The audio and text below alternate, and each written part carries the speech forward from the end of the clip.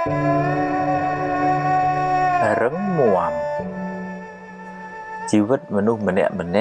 មានរឿងច្រើនណាស់ហើយរឿងខ្លះ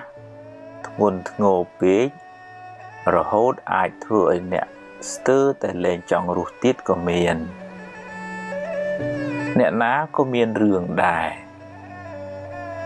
អ្នកខ្លះមានបុណ្យច្រើនក៏មិនសូវជួបរឿងច្រើនទៅចំណែកឯអ្នកខ្លះសាងកម្មមិនសូវល្អច្រើនក៏ជួបតែរឿងអកុសលបន្តកន្ទុយគ្នាមិនចេះចាប់មិនចេះហើយជីវិតតែងជួបរឿងល្អខ្លះមិនល្អខ្លះជារឿងធម្មតាកុំកើតទុកពេកអីបើជួបរឿងល្អទទួលយកទៅតែកុំជួបពេកអីហើយបើជួបរឿងមិនល្អប្រឹងដោះស្រាយទៅបើដោះបានប៉ុណ្ណាក៏យកប៉ុណ្ណឹងទៅកុំមួម៉ៅក្តៅក្រហាយអីយើងគ្មានសមត្ថភាពទូលផែនដីម្នាក់ឯងបានទេត្រូវចេះរៀនសម្រាលទុកចេញពីខ្លួនឯងខ្លះទៅកុំបណ្ដែតបណ្ដោយឲ្យរឿងរ៉ាវជិះជាន់អ្នកខ្លាំងពេករឿងមិនល្អជាផលនៃបាបចាស់រីឯភាពមួម៉ៅក្តៅក្រហាយជាបាបថ្មីដែលធ្វើឲ្យអ្នករឹងរឹតតែក្តៅក្រហាយរឹងរឹតតែកើតទុក្ខបន្ថែមទ្រាំទៅថ្ងៃមិនចេះតែក្តៅរហូតទេគង់នឹងជ្រេទៅភ្លើងក៏មិនចេះតែឆេះរហូតដែរគង់តែនឹងរលត់ទៅយប់ក៏មិនចេះតែងងឹតរហូតដែរគង់តែមានថ្ងៃរះពេលព្រឹកឡើងជីវិតមិនចេះតែជួបរឿងអាក្រក់រហូតទេគង់តែមានការប្រសើរឡើងបើអ្នកមិនទាន់អស់សង្ឃឹមងើបឡើងតស៊ូឡើងវិញហើយសាងអនាគតជាថ្មី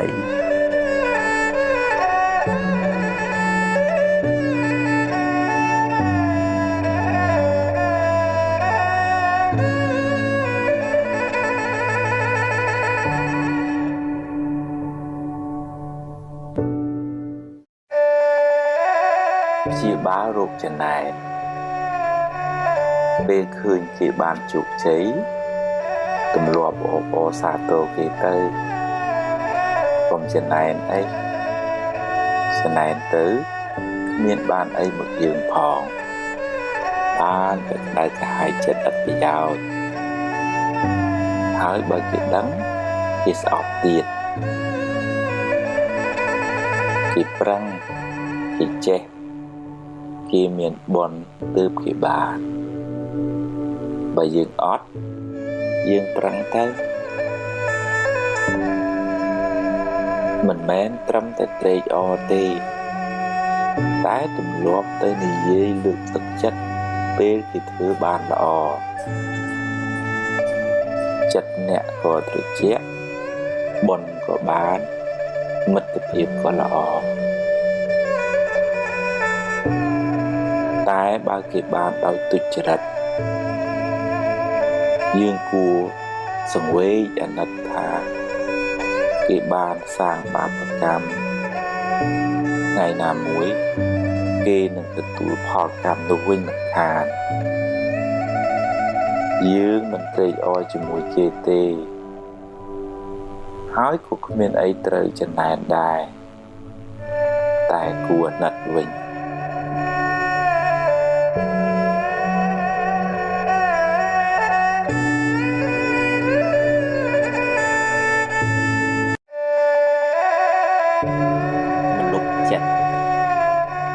ចិត្តល្អចិត្តត្រជាក់ចិត្តទន់ភ្លន់ចិត្តមានមេត្តា ចិត្តរីករាយចិត្តត្រេកអរចំពោះសេចក្តីសុខរបស់អ្នកដទៃចិត្តមិនសូវស្មុគស្មាញចិត្តលះដាច់ស្រឡះចិត្តធ្ងន់ចិត្តចេះអត់ឱនយោគយល់ចិត្តភ្លេចរឿងមួម៉ៅចិត្តចងចាំរឿងល្អរឿងបុណ្យកុសលចិត្តក្លាហានហ៊ានទទួលរឿងល្អក្តីមិនល្អក្តីចិត្តតស៊ូចិត្តព្យាយាមចិត្តមិនចុះចាញ់ចំពោះឧបសគ្គចិត្តមានក្តីសង្ឃឹមចិត្តមិនប្រកាន់ហួងហែងខ្លាំងចិត្តហ៊ានទទួលស្គាល់ការពិតនៃជីវិតចិត្តមិនសូវព្រួយបារម្ភចិត្តមិនសូវមានទុក្ខកង្វល់បើធ្វើចិត្តដូច្នេះបានអ្នកនឹងបានសេចក្តីសុខច្រើន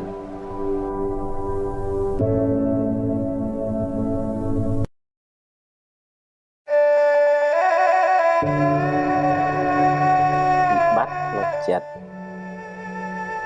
ជាសាមញ្ញជនគ្មាននរណាម្នាក់ដែលថាអត់បញ្ហាផ្លូវចិត្តនោះទេគ្រាន់តែតិចច្រើនតាមកម្រិតនៃការអប់រំចិត្តរៀងខ្លួនចិត្តមានវិបត្តិព្រោះចិត្តសម្បូរមេរោគដូចជាមួម៉ៅក្តៅក្រហាយឆេវឆាវខឹងក្រោធ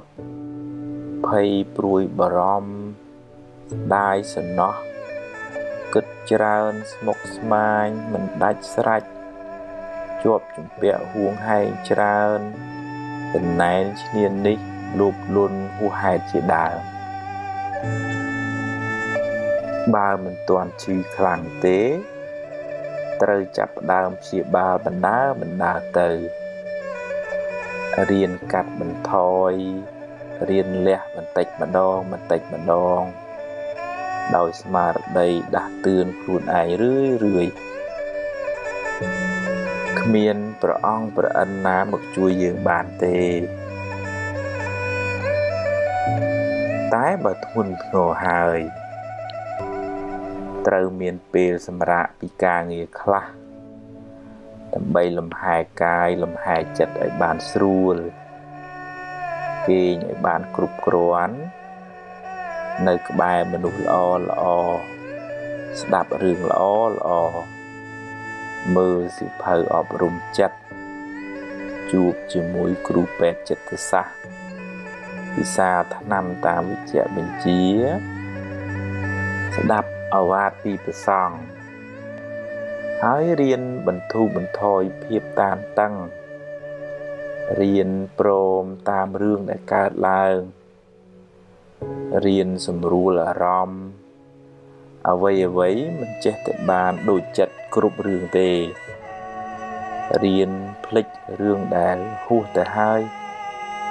រៀនញញឹមរុះរាយរៀនផ្ដល់សេចក្តីស្រឡាញ់ឲ្យខ្លួនឯងនិងអ្នកដទៃជុំវិញខ្លួនរៀនលើកលែងទោសរៀនធ្វើចិត្តឲ្យស្ងប់ឲ្យនឹងនររៀនធ្វើសមាធិជាយាមតាមដានចិត្តអ្នកជានិច្ចកាលបើវាវិលវល់ស្មុគស្មាញក៏ឲ្យវាស្មុគទៅចោះតែយើងមានតួនាទីមួយគឺមើលវាតាមដានវាហើយទាញវាត្រឡប់មកវិញទាញវាបានញយ កុំបណ្ដោយឲ្យចិត្តជិះជាន់អ្នកឡើយអ្នកត្រូវរៀនធ្វើជាម្ចាស់ចិត្តវិញឈឺយូរហើយដាក់ថ្នាំមួយគ្រាប់មិនជាទេត្រូវព្យាយាមដោយការជឿជាក់ក្នុងចិត្តថាយើងអាចព្យាបាលចិត្តយើងបានការងារសំខាន់ជាងគេក្នុងជីវិតយើងម្នាក់គឺការរក្សាចិត្តឲ្យបានល្អបើមិនដូច្នោះទេ អ្នកនឹងរស់រងទុក្ខដល់ថ្ងៃស្លាប់មិនខាន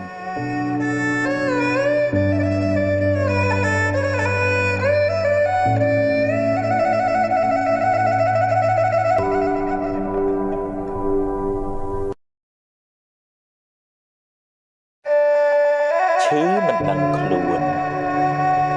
ឆេវឆាវច្រើនអន់ចិត្តច្រើនស្មុគស្មាញច្រើនគិតច្រើនពិបាកចិត្តច្រើនយូរទៅ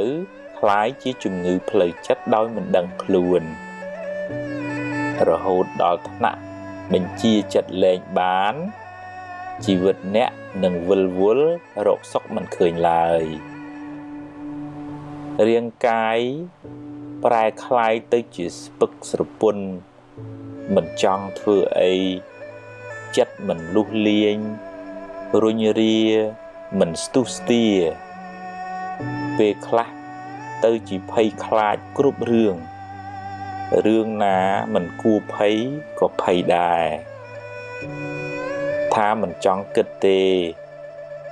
តែចិត្តចេះតែគិតហើយគិតចេញតែរឿងខុស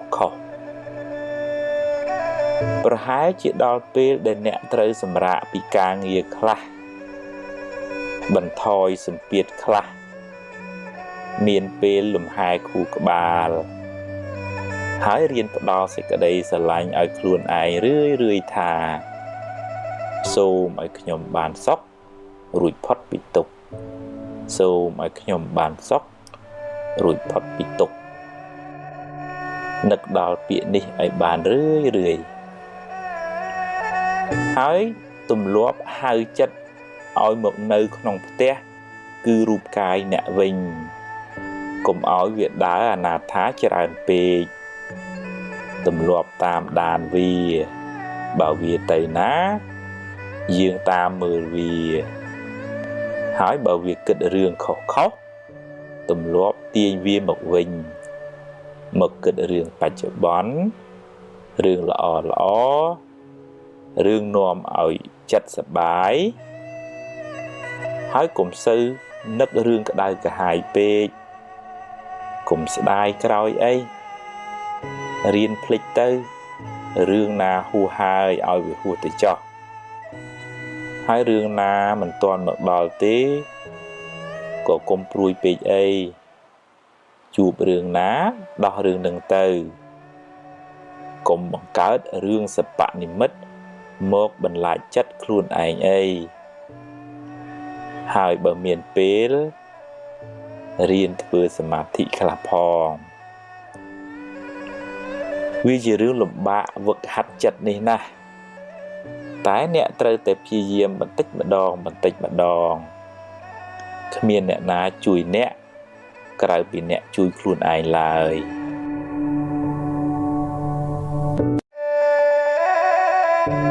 ខ្លាចបារម្ភពេកខ្លាចពេកនាំឲ្យចិត្តអ្នកវិលវល់មិនសូវបានសុខទេពេលខ្លះ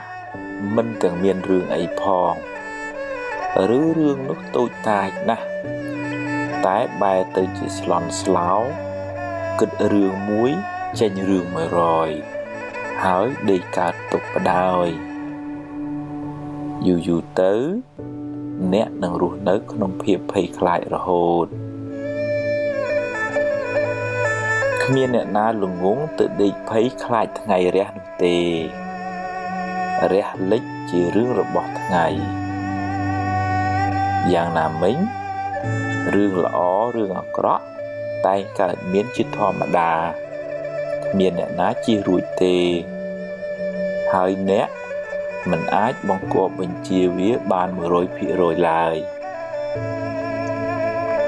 ប្រឹងប្រែងទៅប្រយ័ត្នប្រយែងទៅតែបើវាមិនបានដូចចិត្តទេក៏កុំមួម៉ៅពេកអីដោះស្រាយទៅកុំទម្លាប់នាំខ្មោចមកលងចិត្តខ្លួនឯងអីខូចខួរក្បាលអស់ហើយកុំប្រកាន់ពេកកុំហួងហែងពេកក កុំគិតថាអ្វីត្រូវតែបានដូចចិត្តឡើយមិនអាចទេចង់កាន់តែខ្លាំងទុកក៏ខ្លាំងដែរហើយកុំទម្លាប់បង្កើតរឿងសប្បនិមិត្តមកបន្លាចចិត្តខ្លួនឯងឡើយរឿងនោះមិនទាន់មានទេប្រាប់ចិត្តកុំឲ្យល្ងងដូចនេះទៀតរៀនតាំងចិត្តឲ្យស្វាហាប់ឲ្យរឹងមាំប្រឹងបំពេញភារកិច្ចណាដែលអ្នកត្រូវធ្វើពេលនេះឲ្យអស់ពីសមត្ថភាពរឿងថ្ងៃស្អែកចាំស្អែកចាំគិតទៀត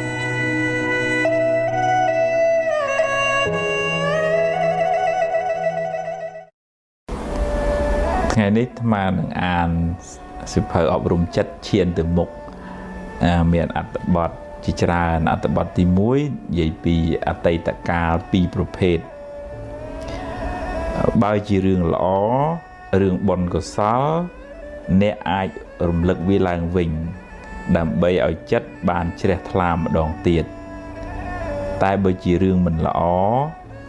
អ្នកអាចយកវាជាមូលដ្ឋាននៃការប្រុងប្រយ័ត្នលើកក្រោយហើយអនុញ្ញាតឲ្យវាកន្លងហួសទៅកុំស្ដាយអីរំលឹកវាញឹកទៅនាំតែក្តៅក្រហាយចិត្តអញ្ចឹងរឿងពីអតីតឬក៏ក្នុងធម៌លោកហៅអារម្មណ៍ពីអតីតហ្នឹងបើវាជារឿងបុណ្យកុសលធ្វើទានថ្វាយអង្គមម៉ែថ្វាយអង្គមឪបានជួយសង្គ្រោះអ្នកនេះអ្នកនោះអាហ្នឹងយើងរំលឹករំលើកនៅក្នុងធម៌លោកហៅថាអបរាបរៈចេតនាមានន័យថាចេតនាសប្បាយចិត្តនឹងបុណ្យដែលធ្វើកន្លងផុតទៅហើយ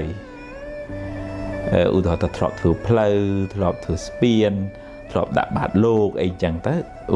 សប្បាយចិត្តកាលនោះសប្បាយចិត្តមែនអាហ្នឹងចិត្តហ្នឹងវាស្រស់វារីករាយម្ដងទៀតហើយបានបុណ្យម្ដងទៀតហ្នឹងប៉ុន្តែបើផ្ទុយទៅវិញណាបើឧទាហរណ៍ទៅអ្នកនេះនិយាយដើមអ្នកនេះធ្វើអីមិនត្រូវចិត្តចឹងយើងរំលឹកម្លោកទៅវាក្តៅក្រហាយអាហ្នឹងតើតែយើងបញ្ញាប់ដូរចិត្តដូរអារម្មណ៍ហើយគិតថាវាជារឿងផលបាបចាស់ទៅចុះឲ្យវាហួសទៅនឹងអត្ថបទទី1និយាយពីអតីតកាល2ប្រភេទអត្ថបទមួយទៀតនេះនិយាយពីនៅសល់ថាបើអ្នកបាត់បង់អ្វីស្ទើរអស់ពីខ្លួនយ៉ាងហោចណាស់អ្នកនៅសល់ជីវិតនៅមានថ្ងៃនេះនិងថ្ងៃស្អែកសម្រាប់រស់បន្តថ្ងៃបានលិចបាត់ទៅហើយអតីតកាលបានកន្លងហួសទៅហើយអនុញ្ញាតឲ្យវាទៅចុះព្រោះបើមិនព្រមក៏វាបាត់ទៅហើយរៀនទទួលស្គាល់ការពិតរួចធ្វើដំណើរទៅមុខទៀតបើថាយើងបាត់បង់ទ្រព្យបាត់បង់ញាតិជាទីស្រឡាញ់ភរិយាស្វាមីអីចឹងចាស់យ៉ាងហើយគឺយើងនៅមានជីវិតដែរបើនិយាយដោយចម្ពោះដោយនៅក្នុងធម៌ទៅអតីតកាលហួសហើយរលត់បាត់ហើយអត់មានទេហើយអនាគតកាលក៏អត់មានដែរអ្វីដែលមានហ្នឹងគឺបច្ចុប្បន្នហ្នឹងទេហើយបច្ចុប្បន្នហ្នឹងក៏មិនទៀងទៅទៀតវារលត់ទៅហើយប៉ុន្តែបើយើងវល់អង្គុយស្ដាយកើតទុកមិនសុខចិត្តអាហ្នឹងយើងអោបកសោបរឿងមិនល្អនៅក្នុងចិត្តដូចអោបភ្លើងអញ្ចឹងណាទោះជាបាត់អីក៏យើងនៅសល់ជីវិតបើយើងតាំងចិត្តថាចាប់ផ្ដើមសារជាថ្មីកុំខ្មាស់កុំអៀនអ្នកណាថាអីថាជីវិតខ្ញុំផឹងអាហ្នឹងយើងទៅមុខបានឆ្ងាយយើងស្រាលខ្លួនតើរៀនទូស្គាល់ថាពិតថាជីវិតហ្នឹងអញ្ចឹងខ្ញុំជួបរឿងខ្ញុំគេជួបរឿងគេហើយมันអាចដូចគ្នាទេជីវិតហ្នឹងថ្ងៃហ្នឹងអាត្មា an sẽ phơi chiên từ mục và tỏ phơi ở rồng chất đó là tập bọt mối gì bị mê riêng báo nẹ sầm rạch chật kho chặt tục thà chỉ bọt bị sáu chỉ mê riêng sầm rạch ngày cày khmer nẹ nám mình thọp khâu tê khmer thọp đua rọp sập đòn tụm ròm che đà rương mình lõ vừa ấy nẹ chư chạp tai vì chui nẹ ở mơ bành há bàn ba chieng muốn squall mình đuประกอบ chieng muốn anh nâng việc thòm đá nẹ ná của thọp khâu đây điệp đôi thật khmer chỉ còn đùa chẳng ấy đùa hay ngợp đó vì chạy chỉ men tèn chẳng tèn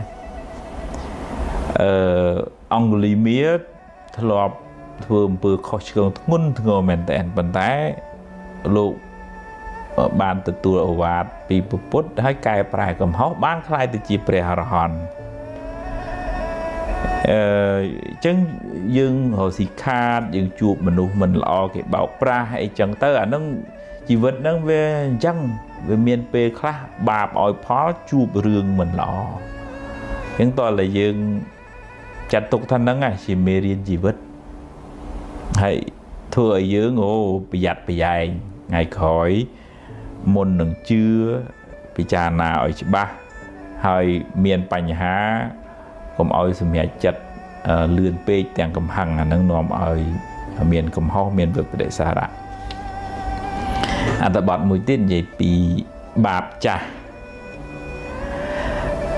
tam cho bạp cầm phó dương mình nè xuất tại thọp sang bạp cầm khla pi ở tây tại triệt một pe bạp chà oi phó có chụp rương mình lò chụp bành hà tua không rốt từ ná của rốt mình ruồi xong bây bật bút có miền bạp tam oi phó đài rương mình lõ chỉ phò này bạp chà ri ai phiệp mù mày đại cỏ hái chỉ bạp thầy đại thưa ở rướng căn tè cỏ là nâng bờ dương giấy pi chỉ bạp cầm phó dương từ xuất từ thọp thưa bạp khá thưa bon khá về khá bon ỏi phó chú vương lọ tới về bạp ỏi phó hồ sĩ kha tới của nại trả cho tới cái bao cái nhân tử anh nâng với miền pe để bạp ỏi phó chẳng hay bực nông Phật sát na làm đại ta vương bạp cầm nâng thưa hay rốt tên ná của rốt mà rồi từ cái đào sầm mót từ lừa cả từ cổ châu nông rùng nông có bạp nâng tam ỏi phó to tại bàn số bây ta bụt cả đời nhưng cầm nót đăng chẳng tất tha nâng ngay nhưng miền bạp cầm chạc là chẳng chùa phải đọc giải hay tới một tiết cùng bị sầm bồ nâng từ mình sợ ngôn á anh đã bọn mùi tiết đến vậy bị chùm bẹ kề mà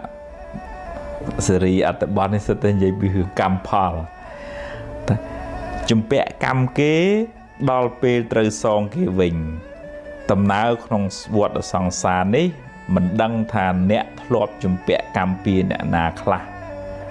đo pe về lia xóm cú nẹt trời tu tuột cam mồi kia vinh hỏi thêm tiền ao cà kia phò anh đang đuôi chơi đuôi tên kia chứ đang thấy ao cà kia thêm pe bạp ao phò rồi hỏi cầm lăng bạp nút có thu bay khla đàiแต่บัดเนี้ยการตุกมูมาหนึ่งเรื่องอะกระโนบาปนู่นหนึ่งการกำลังถ่ายหลังวิ่งขณะอัตบอลนั่งจองยี่ปีถ้าบาปกรรมยังทลอบลุยเกมมาดองยังทลอบสำหรับปะบอลจีบเกมมาดองดับไปพอมาวิ่งโดยยังเยอะโดนแต่ดำจังเหม็นบานmà plai mà với nhé ban chờn thli chờn plai anh nâng đôi khi nông rừng Phật sát na vậy pi lục ta mình nè vô chim từ co đầm bây giờ sạch màu từ tuôn nhiều quạt nó hay chim nâng sợi lụt chặt cái chênh hãy dẹp sọ tật phân ê ấy ta nâng xua thầm mách bàn mà đòn sợi mà đòn dung chiếm nâng chạy thà nhóm sợi bị buộc nhóm rụi phọt bì cầm nát sạch đề để chàn rụi phọt bì cầm nâng ấy nhóm trời kê xâm lập buồn rồi cái sập buồn đo ngay chiết nâng chỉ chiết tì pram rồi ấy hụi pin nâng tới nhóm phọt bì cầm nát chỉ sạch đề để chàn này hay cho hạt ấy ban chỉ chiêm ảnh dung chiêm nâng chạy ta nhóm dung rùa ảnh nất lục ta ấy na vì pru nhóm bị đớm còn thọp sầm lạp sạch chiêm đôi lục ta ấy đang đời sạc nhóm sầm lạp nâng ban nhóm trời lẹ nở rùa hay một cả chia sạch chiêm hắn trời kia sầm lạp buồn rồi cái sầm buồn đón pram rồi tầng chuyện nâng chẳng ta nâng cột nhẹ mà đầy chẳng khi mà tham phép gọi chẳng tiền từ lọp màu vinh tha chiêm nâng sầm lạp kia mà đón á phần là đọc về trời kia sầm lạp vinh pram rồi đón tầng chuyện nâng chẳng bà cầm nâng về miền về khác ao phal chẳng hơi ao phal về khác tuôn kia ở đôi kia tề chỉ vật nâng bật thà cào máu không tây mà từ mũi bên tây Việt Nam chỉ vật đường rải mình đôi kia chẳng dương từ tu squat thì chỉ vật nâng chẳng hãy cầm nọt đăng tha về miền hai chẳng bạn về chùa đường chẳng hãy dương xóm bon xóm của sao chỉ tì pưng từក្នុងលោកខាងមុខទៅក្នុងពេលខាងមុខទៅមិនចាំបាច់ថាជាតិក្រោយទេធ្វើល្អបច្ចុប្បន្នក៏បានផលបច្ចុប្បន្នដែរយើងកុំឲ្យដេកកើតទុកចំពោះរឿងមិនល្អដែលកើតឡើងនឹងពីព្រោះដេកកើតទុកទៅវាធ្វើឲ្យបាបហ្នឹងកើនកម្លាំងឡើងវិញទេមិនបាបនឹងថយទេអាត្មានឹងអានសភៅអប់រំចិត្តឈានទៅមុខបន្តទៀតនេះដល់អត្ថបទមួយទៀតនិយាយពីមិនមែនទ្របអ្នកបើជាទ្របអ្នកមិនងាយបាត់បង់ទៅណាទេតែបើមានបាបកម្មពីមុនមកទ្របនៅនឹងមុខក៏យកមិនបានឬក៏ត្រូវបាត់បង់ទៅវិញបើអ្នកប្រឹងថែអស់ពីសមត្ថភាពហើយវានៅតែបាត់បង់មានន័យថាវាដល់ពេលត្រូវទៅហើយវាមិនមែនជារបស់អ្នកទេស្លឹកឈើពេលវាទុំវាត្រូវតែជ្រុះទោះបីអ្នកខាត់អង្វរក៏វាមិនស្ដាប់ដែរអានឹងក្នុងន័យមួយដូចថាបើយើងថែរក្សារបស់ហ្នឹងវាអស់ពីចិត្តពីចង់ហើយហើយវានៅតែបាត់អាហ្នឹងយើងត្រូវទទួលស្គាល់ថាខ្ញុំប្រឹងថែអស់ហើយបើយើងមិនបានថែឲ្យបាត់អាហ្នឹងមកពីយើងបាបបច្ចុប្បន្នមិនមែនបាបអតីតទេវាផ្សំគ្នាដែរហ្នឹងនោះខ្ញុំគណៈថាភាពធ្លាប់ចាំរឿងមួយពីមុនសម័យលោកពោតញោមហ្នឹងគាត់នឹកថាគាត់ចេញពីភ្នំពេញគាត់អត់យករបស់របរអីច្រើនទេពលពតគេដេញឲ្យចេញពីភ្នំពេញគាត់គិតទៅពីលក់របស់លក់របរយកលុយពីព្រោះលុយវាស្រាលយករបស់អីវាធ្ងន់អញ្ចឹងគាត់ដាក់លុយទាំងកបោបទាំងបេយកទៅតាមខ្លួនគាត់ពេលចេញពីភ្នំពេញពលពតគេប្រកាសថាគេឈប់ចាយលុយហើយគាត់ណាដឹងថាគេឈប់ចាយលុយប៉ុណ្ណឹងគាត់ខូចសតិទៅមុខលេងរួចដូចថាសរសៃប្រសាទហ្មងរហូតដល់ថ្នាក់ក្រុមគ្រួសារត្រូវបោះបង់គាត់ចោលពីព្រោះយកទៅអត់កើតអាហ្នឹងដូចថាវាដល់ពេលទ្របនៅនឹងមុខស្រាប់តែវាខ្លាយទៅជារបស់អស់តម្លៃលីងហ្មងអាហ្នឹងដល់ពេលបើនិយាយក្នុងកម្មមានន័យថាបុណ្យដែលយើងត្រូវសោយផលទ្របនឹងអស់ដល់អញ្ចឹងទ្របនឹងទៅជារបស់អត់បានការនៅសម័យពុទ្ធកាលក៏មានដែរបើគាត់សំទ្របមាសពេជ្រទៅស្រាប់តែចុងក្រោយរបស់នឹងបាយទៅคล้ายទៅជាធ្យូងទៅវិញតែនេះអត្ថបទមួយទៀតពិចារណាមិនបានល្អ អាចថាអ្នកមិនបានពិចារណាឲ្យបានល្អិតល្អន់មិនបានសួរគេឯងឲ្យបានច្បាស់លាស់ចំណេះដឹងមិនគ្រប់គ្រាន់ធ្វើឲ្យគេបោកអ្នកបានឬត្រូវខាតបង់ទៅថ្ងៃក្រោយត្រូវចាំទុករៀនគិតគូរឲ្យបានល្អិតល្អន់មុននឹងសម្រេចចិត្តណាស់ហើយចុះបើវាខុសទៅហើយឲ្យវារួចទៅចុះចាប់ផ្ដើមសារជាថ្មីអានេះគំនិតក្មេងខ្ចីពេលខ្លះយើងភ្លាត់ស្នៀតយើងឆាប់ជឿគេយើងមើលឃើញគេអាហ្នឹងយើងអូបានដែរដាក់ពុបឡងចង់ទៅអាហ្នឹងវាជាការធ្វើប្រហែសក្នុងបច្ចុប្បន្នក្នុងធម៌លោកហៅថាបយោគវិបត្តិមានន័យថាសកម្មភាពបច្ចុប្បន្នហ្នឹងអត់ល្អការធ្វើប្រហែសបញ្ញាស្មារតីមិនគ្រប់គ្រាន់មិនបានខ្សែគប់កល្យាណមិត្តឲ្យបានធំត្រូវសម្រេចចិត្តខុសអាហ្នឹងវាត្រូវតែទទួលស្គាល់ថាវាខុសហើយខ្ញុំកណាត់ថាភាពធ្លាប់ជួប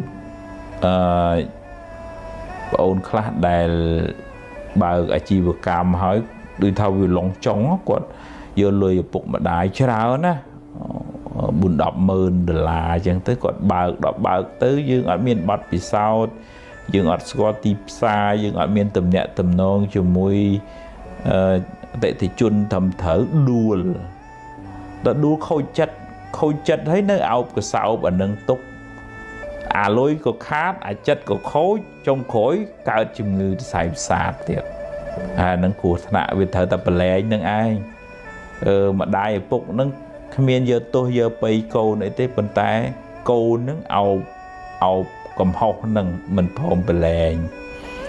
បើមិនព្រមប្រឡែងក៏វាត្រូវតែខាតហើយ$40,000ហ្នឹងអស់ហើយមានបានអីមកវិញកើតទុកប៉ុណ្ណាក៏វាអស់ដែរ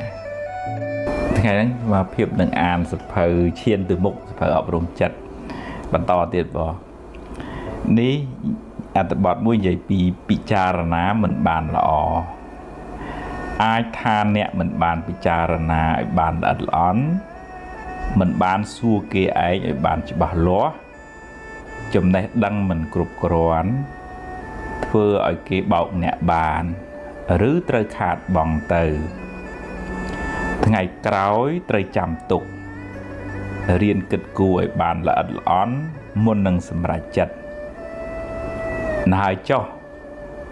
បើវាខុសទៅហើយឲ្យវារួចទៅចុះចាប់ផ្ដើមសារជាថ្មីនេះអត្ថបទហ្នឹងនិយាយពីថាយើងវានៅក្មេងខ្ចីចំណេះដឹងបទពិសោធន៍ហើយក៏ចាប់ផ្ដើមមុខរបរការងារទៅវាត្រូវខាតវាត្រូវបង់វាជាធម្មតាវាតែងតែអញ្ចឹងឯង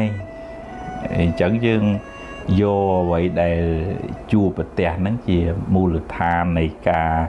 សម្រេចចិត្តពេលក្រោយហើយយើងទៅមុខទៀតកុំដេកអោបកសោបរឿងមិនល្អហ្នឹងធ្វើឲ្យយើងទៅមុខមិនឆ្ងាយទេនេះអត្ថបទមួយទៀតនិយាយពីកំហុសកំហឹងធ្វើឲ្យអ្នកសម្រេចចិត្តខុសនិយាយជ្រុលជ្រោះនាំឲ្យខូចខាតប្រយោជន៍ជាពុទ្ធជនតែងខុសខ្លះជាធម្មតាបើខុសហើយត្រូវចេះទទួលកំហុសរួចកែខ្លួនឡើងវិញកុំដេកស្ដាយអីងើបឡើងរួចបន្តទៅមុខទៀតអ្នកចេះកែប្រែកំហុសព្រះពុទ្ធចាត់ទុកថាជាបណ្ឌិតជាពុទ្ធជននោះវាមានពេលខ្លះខឹងទប់បានក៏និយាយសម្ដីជ្រុលជ្រោះមិនថាតែញោមនៅគ្រប់គ្រងផ្ទះតែអ្នកបួសហ្នឹងក៏ពេលខ្លះក៏នៅមិនអាចរក្សាចិត្តនឹងបានអញ្ចឹងខុសសុំទោសគេទៅខ្ញុំកណាវាជ្រុលជ្រោះមកពេលហើយអញ្ចឹងសុំខមាទោសសុំអភ័យទោសហើយតែកាលណាយើងចេះទទួលកំហុសជាទូទៅ ដូចថាគីម្ខាងទៀតគេស្រាលពីកំហឹងហ្នឹងហើយដែលវាក្តៅវាឆេះខ្លាំងនៅពេលដែលយើងខុសហើយយើងកែយើងកិច្ចកែនិយាយយកត្រូវអាហ្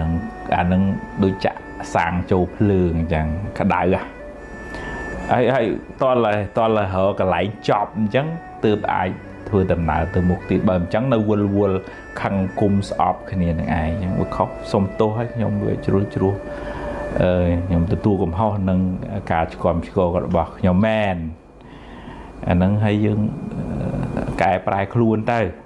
អាហ្នឹងបានយើងទៅមុខបានឆ្ងាយកុំដេកអោបកំហុសហ្នឹងនេះអត្ថបទមួយទៀតនិយាយពីស្រមោលអតីតកាលគ្រាន់តែជាស្រមោលរីឯវិបដិសារៈជាបិសាចតាមលងបន្លាចអ្នកតាមពិតអតីតកាលបានរលត់បាត់ទៅហើយកុំក្រឡេកមើលវាញឹកញាប់ពេកបើមានពេលខ្លះវាមកលងអ្នកត្រូវកំណត់ដឹងថាវាជាបិសាចទេវាមិនមែនជាមិត្តអ្នកទេហើយផ្លាស់ចិត្តដូរអារម្មណ៍មកគិតរឿងផ្សេងធ្វើរឿងថ្មីជជែករឿងថ្មីលទ្ធផលក៏បានថ្មីដែរនៅក្នុងធម៌ដូចជាមួយនឹងការអប់រំទូទៅដែរខណៈចិត្តដែលរលត់ទៅគឺបាត់ហើយជាចិត្តក្នុងអតីតលែងមានទៀតហើយប៉ុន្តែការក្តៅក្រហាយកុកចៈក្នុងភាសាអភិធម្មភាសាយើងប្រើរាល់ថ្ងៃហើយវិបដិសារៈឬក៏វិបដិសារីដែលយើងធ្លាប់ដឹងមកអានឹងវាមកតាមអុចយើងឲ្យក្តៅហើយអ្នកដែលមិនបានធ្វើទុកចិត្តត្រូវទំនងគិតទៅពីក្តៅក្រហាយតែពិតរឿងហ្នឹងវាហួសហើយតាបើវាមកម្លងម្ដងកំណត់ដឹងថាអូកុកកចៈហ្នឹងវាបដិសារៈហ្នឹងវាជាខ្មោចទេមិនមែនជាមិត្តដែលយើងត្រូវដេកអោបទេអញ្ចឹងតើដូរអារម្មណ៍មកគិតរឿងថ្មីនិយាយរឿងថ្មីធ្វើរឿងថ្មីលទ្ធផលក៏បានថ្មីដែរនេះអត្ថបទមួយទៀតនិយាយពីទោសនៃសង្សារវដ្តអវិជ្ជាធ្វើឲ្យមនុស្សសត្វវិលវល់ក្នុងវដ្តសង្សារនឹងនាំឲ្យធ្វើអំពើខុសឆ្គងដោយកាយវាចាចិត្តបើត្រូវដាក់កំហុសត្រូវដាក់ទោសលើវដ្តសង្សារដែលធ្វើឲ្យសត្វលោកវង្វេងចូលខំប្រឹងសន្សំបុណ្យកុសលដើម្បីជាយានឲ្យបានរួចផុតពីទុក្ខក្នុងសង្សារវដ្តអានឹងក្នុងធម៌ជ្រៅទៅតែអ្នកដែលគ្រប់គ្រងសង្សារវដ្តនេះអវិជ្ជានឹងវាជាមេនៃសេចក្តីទុក្ខគ្រប់បែបយ៉ាងហើយវាបង្វិលយើងឲ្យជេរឲ្យលួចឲ្យឆក់ឲ្យប្លន់អីទាំងអស់ហ្នឹងហើយទោសហ្នឹងគឺទោសអវិជ្ជាដែលជាអ្នកគ្រប់គ្រងសង្សារវដ្តហ្នឹងអញ្ចឹងព្យាយាមសំបុណ្យសំបញ្ញាដើម្បីជាស្ពានជាស្បៀងធ្វើដំណើរចេញឲ្យផុតពីសង្សារវដ្តហ្នឹងកុំខឹងកុំស្អប់កុំគុំអ្នកណាអីយើងទាំងអស់គ្នានឹងសិតតែជាអ្នកទោសសង្សារវដ្តដូចគ្នាទេនេះអត្ថបទមួយទៀតនិយាយពីអនត្តាបើនិយាយដោយបរមត្ថគ្មានអ្វីជារបស់យើងឬជាខ្លួនយើងទេដែលយើងហៅថាអនត្តារូបក្តីចិត្តក្តីកើតរលត់ទៅតាមហេតុរបស់វាជាដំណើរនៃធម្មជាតិសុទ្ធសាធការយល់ច្រឡំដោយអវិជ្ជាថាមានយើងមានគេនាំឲ្យមានការប្រកាន់ហួងហែងដែលជាហេតុនៃសេចក្តីទុក្ខទាំងឡាយរៀនលះបង់នៅសេចក្តីប្រកាន់ថាមានខ្លួនអ្នកនឹងបានស្រាលពីទុក្ខទាំងពួង នឹងថយជ្រៅហើយដូចថាសង្ខារស្អីទាំងអស់រួមទាំងយើងរួមទាំងគេរួមទាំងពិភពលោកខាងក្រៅហ្នឹងវាកើតពីហេតុពេលណាមានហេតុវាដូចជាគៀងដែលមាននៅសល់ប្រេងអញ្ចឹងជាគៀងក៏ឆេះទៅពេលណាអស់ប្រេងក៏រលត់ទៅយ៉ាងណាជីវិតយើងក្តីជីវិតគេក្តីតើមានហេតុទើបអាចនៅបន្តបានឬក៏តើមានហេតុទើបមនុស្សនឹងអាចទៅនិយាយទៅធ្វើល្អធ្វើអាក្រក់ហ្នឹងវាមានហេតុគ្រប់គ្រាន់វាជំរុញមកយើងអាចមករៀនមកស្ដាប់ធម៌នេះបានក៏មានឧបនិស្ស័យសន្សំមកហើយអ្នកដែលទៅជេរគេនឹងក៏មានឧបនិស្ស័យសន្សំមកដើម្បីជេរគេហើយសន្សំបាបថ្មីដោយខ្វះការសែបគប់ខ្វះការពិចារណាជាដើមហើយយើងមានហេតុឧបនិស្ស័យពីអតីតមកបានសែបគប់ល្អទៀតហើយក៏បានស្ដាប់បានរៀនបានយល់អំពីធម៌អាហ្នឹងយើងសន្សំបុណ្យទៅអញ្ចឹងវល់សង្ខារហ្នឹងគឺមិនស្ថិតនៅក្រោមការបង្គាប់បញ្ជារបស់យើងលះបង់ការប្រកាន់បន្តិចម្ដងទើបយើងបានធូរស្បើយពីសេចក្តីទុក្ខនេះអត្ថបទមួយទៀតសារជាថ្មីបើកឡានពេលខ្លះគង់ហួសផ្លូវត្រូវត្រឡប់ក្រោយវិញរឿងក្នុងជីវិតក៏ដូចគ្នាពេលខ្លះអ្នកសម្រេចចិត្តខុសនាំឲ្យខូចខាតប្រយោជន៍បើខុសកុំចាំបាច់កើតទុកយូរពេកអីចាប់ផ្ដើមសារជាថ្មីតែបើថាយឺតបន្តិចមែនតែគង់ប្រសើរជាងដេកយំហើយមិនបានធ្វើអ្វីសោះថ្នាំល្វីងតែធ្វើឲ្យជាជំងឺបញ្ហាជារឿងលំបាកតែវាធ្វើឲ្យអ្នកស្គាល់ពិភពលោកកាន់តែច្បាស់អានឹងវាធម្មតាបើញាតិញោមធ្លាប់បើកឡានដឹងឈុលឈួហួសផ្លូវហើយទៅត្រឡប់មកក្រោយវិញទៅយើងទៅឆ្លោះមិនបានបើវាហួសទៅហើយអញ្ចឹងរឿងក្នុងជីវិតហ្នឹងក៏អញ្ចឹងដែរវាមានពេលខ្លះជ្រុលជ្រោះខូចខាតទៅអញ្ចឹងកុំដេកកើតទុកយូរពេកអីត្រឡប់ក្រោយចាប់ផ្ដើមម្ដងទៀតអាហ្នឹងទើបវាស្រាលខ្លួនបើយើងនៅអោបហ្នឹងវាធ្ងន់ណាស់ហើយវាកើតទុកខ្លួនឯងនឹងឯងចម្រើនពរញាតិញោមអាត្មានឹងអានសៀវភៅអប់រំចិត្តឈានទៅមុខបាទហើយនឹងជាមួយនឹងការអธิบายខ្លះបាទនេះដល់អត្ថបទមួយនិយាយពីជៀសមិនរួចថាអ្នកណាក៏មានបញ្ហាដែរទៅណាក៏គេចមិនរួចជារឿងធម្មតានៃជីវិតសុខទុក្ខចំណេញខាតជួបប្រត់ជាសច្ចធម៌មិនអាចប្រកែកបានបើជួបហើយប្រឹងដោះទៅបើដោះហើយដើរទៅមុខទៀតកុំសូវទូលរឿងសំពីសំពងពេកធ្ងន់ណាស់ទៅមុខមិនឆ្ងាយទេអានឹងនិយាយពីដូចថារឿងអ្នកណាក៏មានដែរហើយញាតិញោមខ្លះគឺត្អូញត្អែអើយពិបាកណាមិនក៏ជួបទុកច្រើនជាងគេអាហ្នឹងវាធម្មតាទេវាអ្នកនេះជួបរឿងនេះអ្នកនោះជួបរឿងនោះបើយើងមានសម្ពាយបនច្រើនទៅយើងជួបរឿងល្អច្រើនបើយើងខ្វះបនទៅវាជួបបញ្ហាពិបាកអាហ្នឹងរឿងសត្វលោកហ្នឹងវាសំសម្ពាយកម្មផ្សេងគ្នាអញ្ចឹងអាហ្នឹងវាធ្វើម៉េចដោះស្រាយហើយទៅយើងទៅត្អូញទៅត្អែទៅក៏គេមិនបានជួយអីមករែកពុនទុករបស់យើងបាននេះដែរវាមានតែយើងខំដោះស្រាយខ្លួនឯងនឹងឯងទុកនឹងដូចនាងបដាចាអញ្ចឹង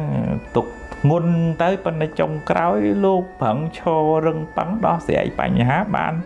ជាព្រះអរហន្តតីសាវករបស់ពុទ្ធទៅហ្នឹងតើថាទទួលស្គាល់ថានឹងជីវិតហ្នឹងវាអញ្ចឹងហើយលះបង់ការប្រកាន់អាហ្នឹងទើបមិនសូវកើតទុកខ្លាំងនេះអត្ថបទមួយទៀតនិយាយពីមិនដូចគ្នាកុំចាំបាច់ប្រៀបធៀបគ្នាអីគេជួបរឿងគេយើងជួបរឿងយើងមិនដូចគ្នាទេម្នាក់សន្សំកម្មមករៀងខ្លួនបើមានកម្មមិនល្អច្រើនក៏ជួបបញ្ហាច្រើនបន្តកន្ទុយគ្នាបើជួបរឿងណាប្រឹងដោះរឿងនឹងទៅបើលំបាកខ្លាំងសុំជំនួយគេខ្លះមក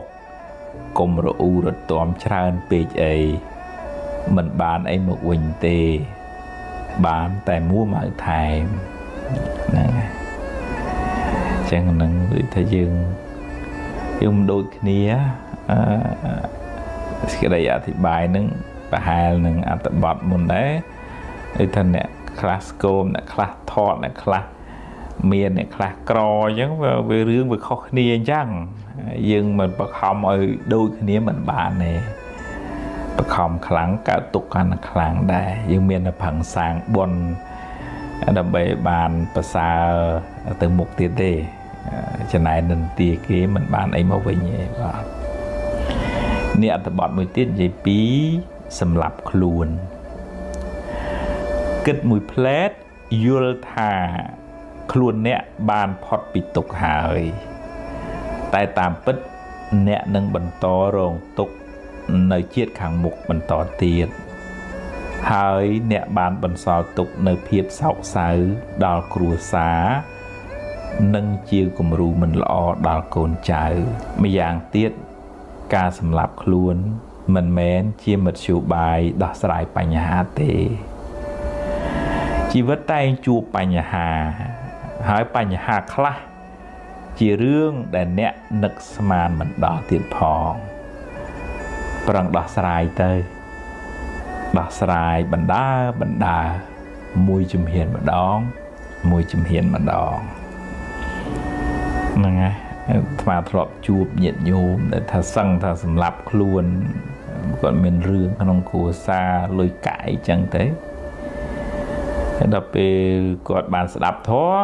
គាត់ចាប់ផ្ដើមប្រឈមមុខនឹងរឿងគាត់ទៅជួបនឹងម្ចាស់បំណុលគាត់និយាយពីរឿងក្នុងជីវិតក្នុងគ្រួសារគាត់ក៏ត្រូវគេបោកចឹងទៅគាត់សុំវល់គេឲ្យគេ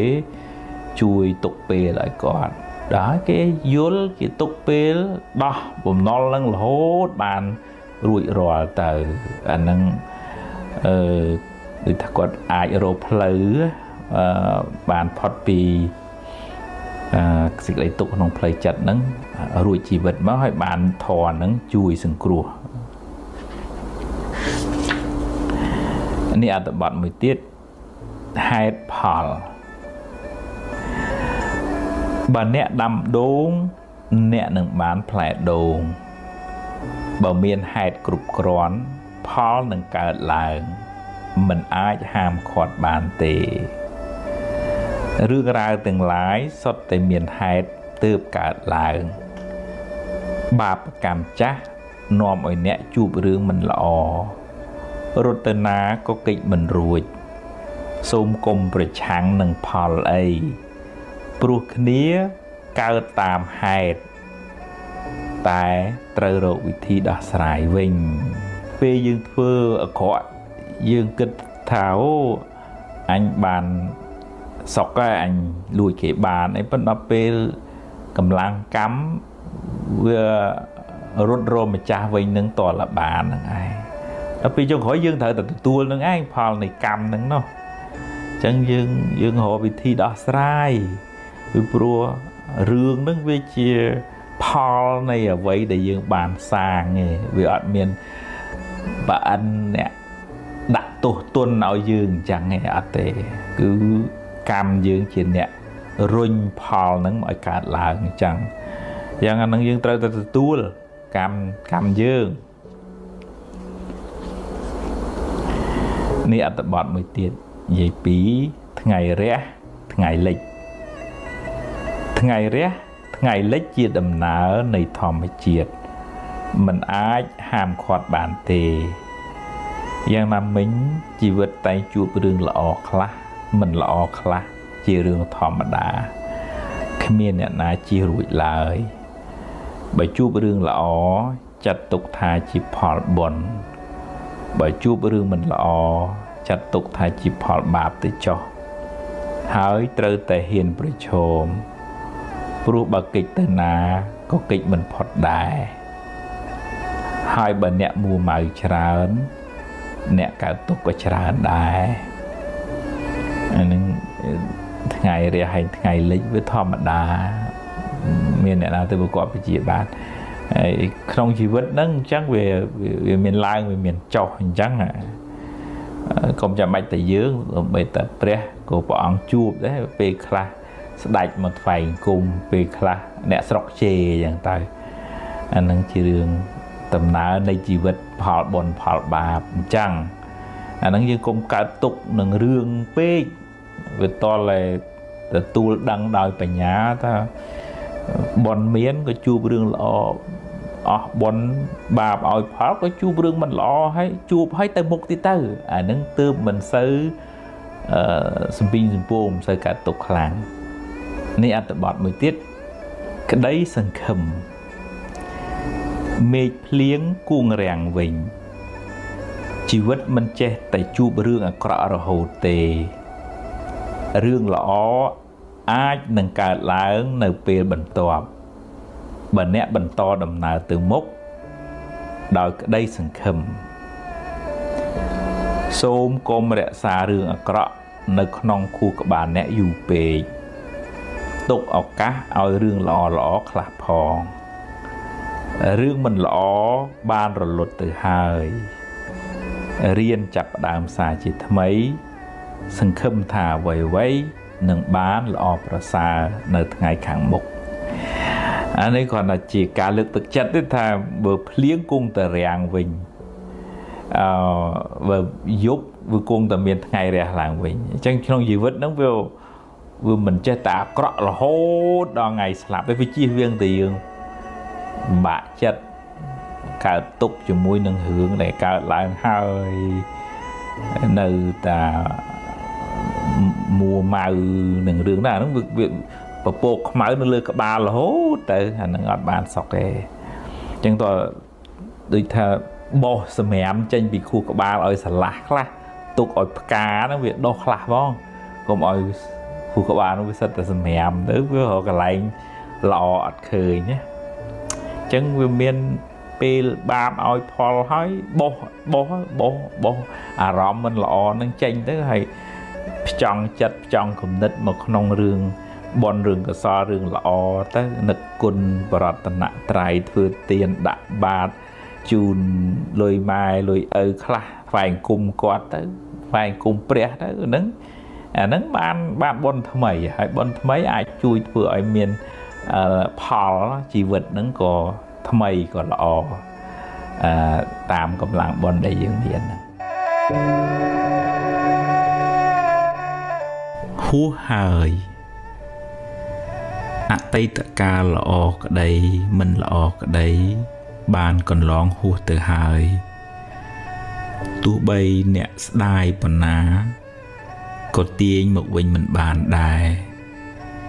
អនុញ្ញាតឲ្យវាប្រែប្រួលតាមដំណើរនៃធម្មជាតិរបស់វារឿងល្អជាផលនៃកម្មល្អដែលអ្នកបានសាងរឿងមិនល្អជាផលនៃអកុសលកម្មដែលអ្នកបានប្រព្រឹត្តពីមុនមកជីវិតរបស់មនុស្សម្នាក់ប្រព្រឹត្តទៅតាមកម្លាំងកម្មដែលខ្លួនបានធ្វើពីអតីតផងកម្មក្នុងពេលបច្ចុប្បន្នផងអ្នកមិនអាចរត់គេចពីផលនៃកម្មបានឡើយរឿងខ្លះកើតឡើងហួសពីការស្មានរបស់អ្នកហើយអ្នកគ្មានសមត្ថភាព ទៅបង្គាប់បញ្ជារឿងខាងក្រៅបានទាំងស្រុងទេកម្លាំងអ្វីស្មើដោយកម្លាំងកម្មមិនមានឡើយណដ្ឋិកម្មੰសមੰពលំបើមានហេតុគ្រប់គ្រាន់រឿងនឹងកើតឡើងអ្វីមិនមែនជារឿងចៃដន្យទេបើអ្នកបានជួបរឿងមិនល្អហើយអ្នកកើតចិត្តមួម៉ៅក្តៅក្រហាយអ្នកបានបង្កើនទុក្ខនោះឲ្យមានទម្ងន់ទ្វេដងរឿងក៏អាក្រក់ចិត្តក៏មួម៉ៅទុក្ខទាំងកាយទុក្ខទាំងចិត្តណាស់ហើយចុះរឿងបានកន្លងផុតទៅហើយចាត់ទុកជាមេរៀនជាបទពិសោធន៍សម្រាប់ការសម្រេចចិត្តលើកក្រោយចាប់ផ្ដើមសារជាថ្មីគិតរឿងថ្មីនិយាយរឿងថ្មីធ្វើកិច្ចការងារថ្មីលទ្ធផលក៏បានថ្មីដែរអតីតកាលមិនមែនជាផ្ទះសម្រាប់អ្នកនៅទេវាគ្រាន់តែជាស្រមោលទេតើតែបើរឿងអតីតកាលនោះជារឿងល្អជារឿងបុណ្យកុសលអ្នកអាចចងចាំនិងរំលឹករំលើកដល់អំពើល្អនោះរឿយដើម្បីឲ្យចិត្តបានរីករាយម្ដងទៀតបានបុណ្យម្ដងទៀត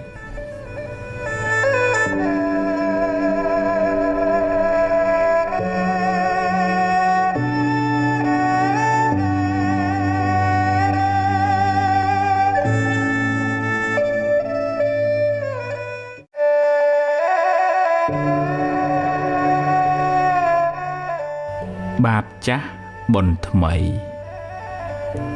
តាមច្បាប់កម្មផលយើងម្នាក់សុទ្ធតែធ្លាប់បានសាងបាបកម្មខ្លះពីអតីតជាតិមកកាលណាដល់ពេលដ៏សមគួរបាបចាស់នឹងឲ្យផលអ្នកក៏ជួបរឿងមិនល្អ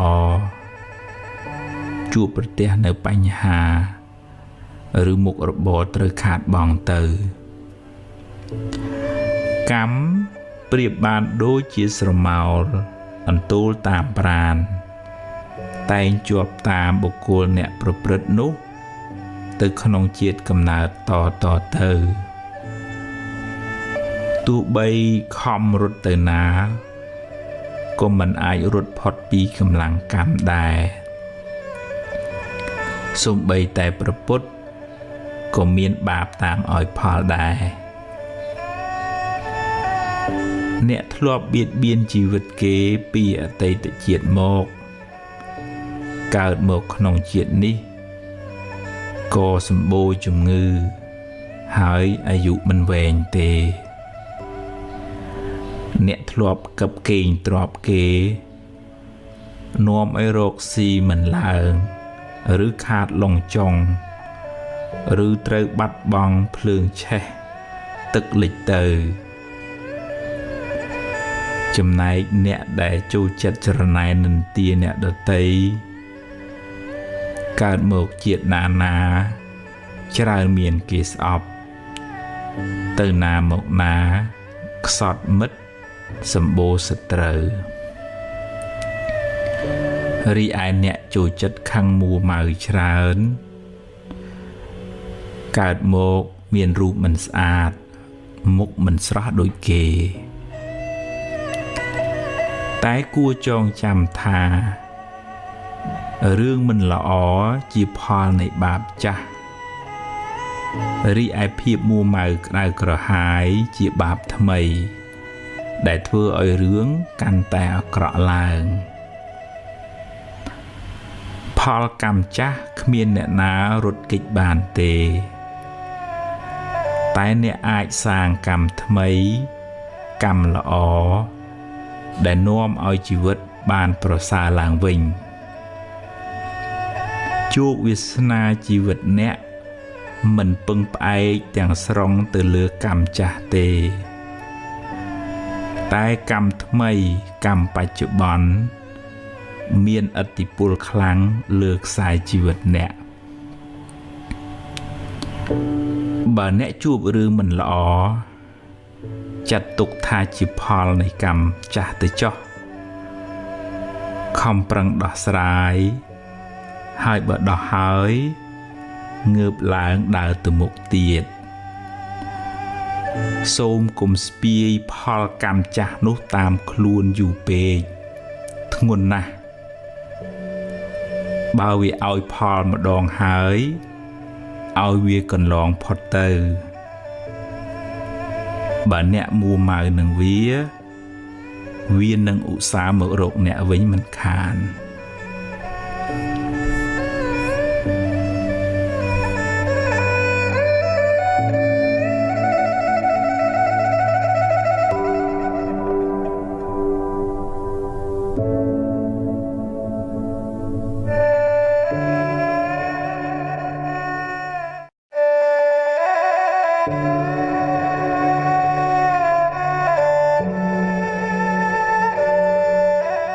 ជីវិតខ្ញុំអភ័ព្វអ្នកខ្លះចូលចិត្តត្អូញត្អែរំលឹករំលើកប្រៀបធៀបហេតុអីបានជាខ្ញុំមិនល្អដូចគេហេតុអ្វីខ្ញុំជួបតែរឿងអកុសលរហូតហេតុអ្វីជីវិតខ្ញុំអភ័ព្វម្លេះតើអ្នកត្អូញត្អែប្រាប់អ្នកណាគេមិនចង់ដឹងរឿងអ្នកទេហើយគេក៏មិនចង់អភ័ព្វដូចអ្នកដែរជីវិតតែមានបញ្ហាចឹងឯងតិចច្រើនតាមកម្លាំងកម្មរៀងខ្លួនគេជួបរឿងគេយើងជួបរឿងយើងប្រៀបធៀបគ្នាមិនបានទេបើអ្នកជួបបញ្ហាហើយអ្នកបែរជាទន់ជ្រាយតើបានអ្នកណាមកជួយដោះស្រាយបញ្ហារបស់អ្នកគេមិនមកទទួលទុកជំនួសអ្នកទេគេក៏មានបញ្ហារបស់គេដែរបើអ្នកបណ្ដែតបណ្ដោយចិត្តអ្នកឲ្យទន់ជ្រាយតាមរឿងខាងក្រៅសេចក្តីទុក្ខនឹងតាមជិះជាន់អ្នកកាន់តែខ្លាំងឡើងទ្រាំទៅប្រឹងទៅដោះស្រាយទៅបើពិបាកខ្លាំងសូមឲ្យគេជួយខ្លះទៅតែអ្នកត្រូវតែរឹងប៉ឹង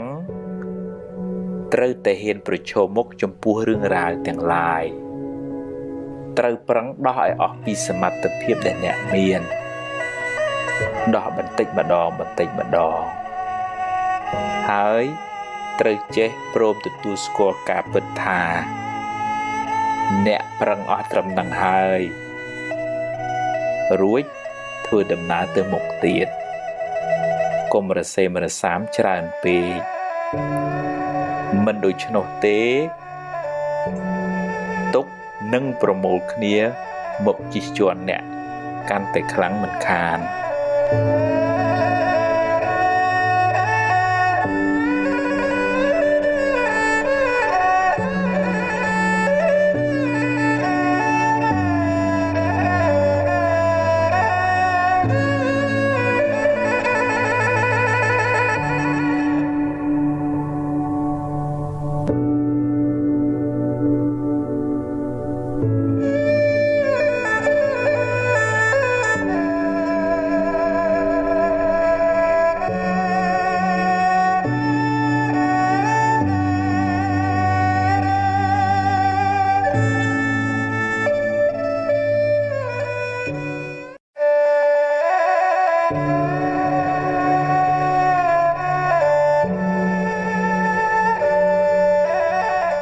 ចាប់ផ្ដើមសារជាថ្មីទីបញ្ចប់នៃរឿងមួយជាចំណុចចាប់ផ្ដើមនៃរឿងថ្មីមួយទៀត សូមកុំអស់សង្ឃឹម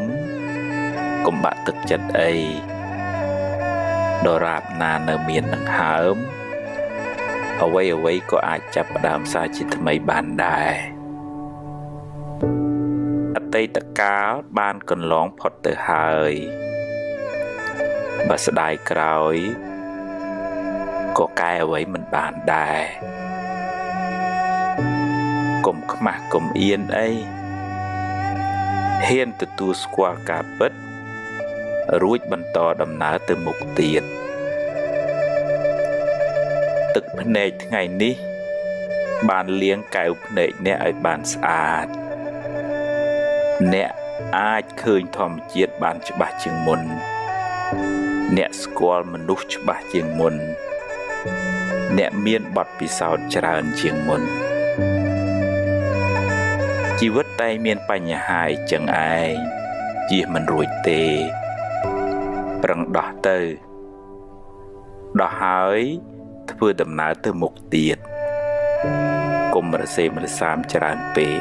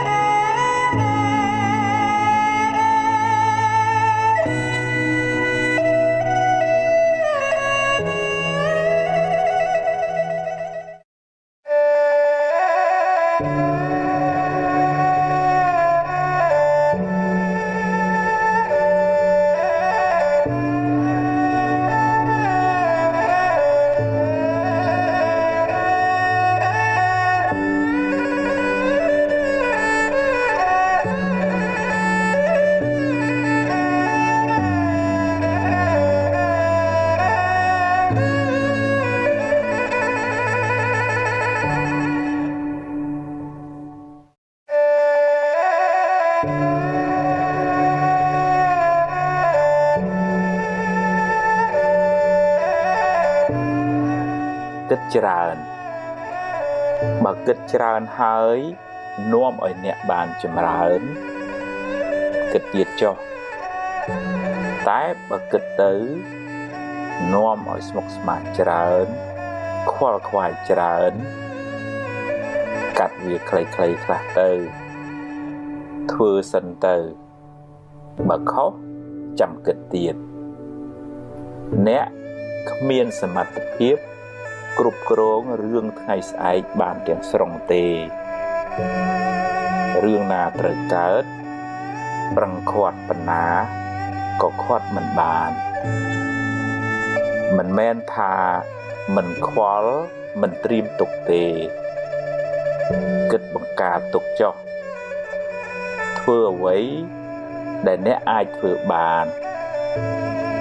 តែកុំអង្គុយបង្កើតរឿងមកបន្លាចចិត្តខ្លួនឯងអីប្រឹងធ្វើឲ្យអស់ពីសមត្ថភាពក្នុងថ្ងៃនេះរឿងថ្ងៃស្អែកចាំស្អែកចាំជួបបើបានល្អ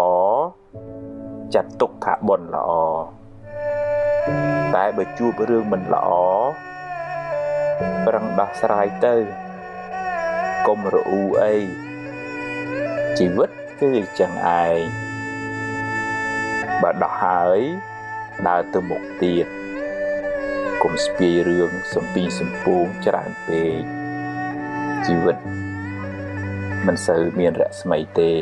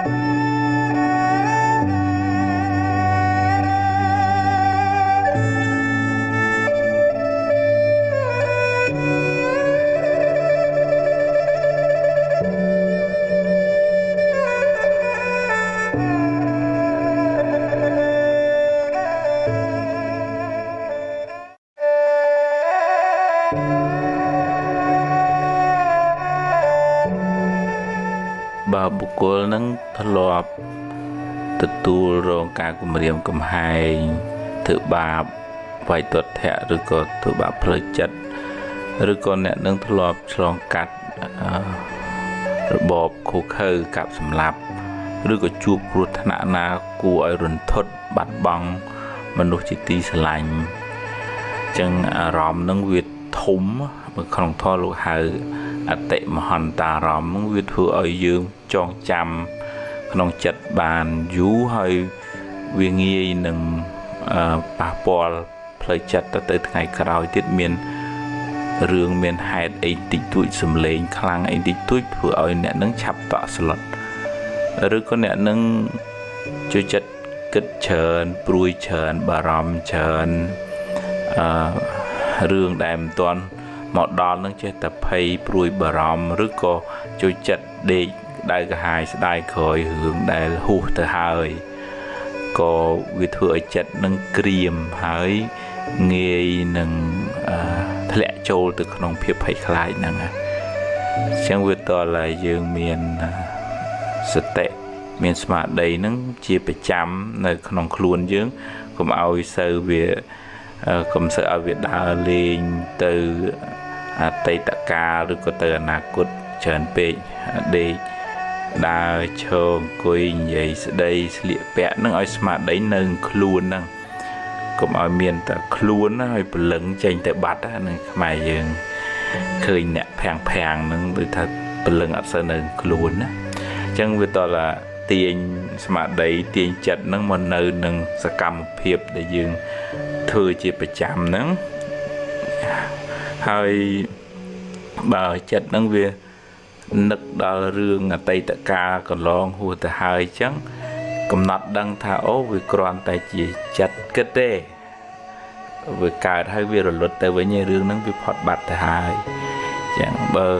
វាព្រួយរឿងដែលមិនទាន់មកដល់ស្មារតីហ្នឹងកំណត់ដឹងថាអូវាគ្រាន់តែជាចិត្តភ័យដែរបារម្ភដែរវាកើតហើយវា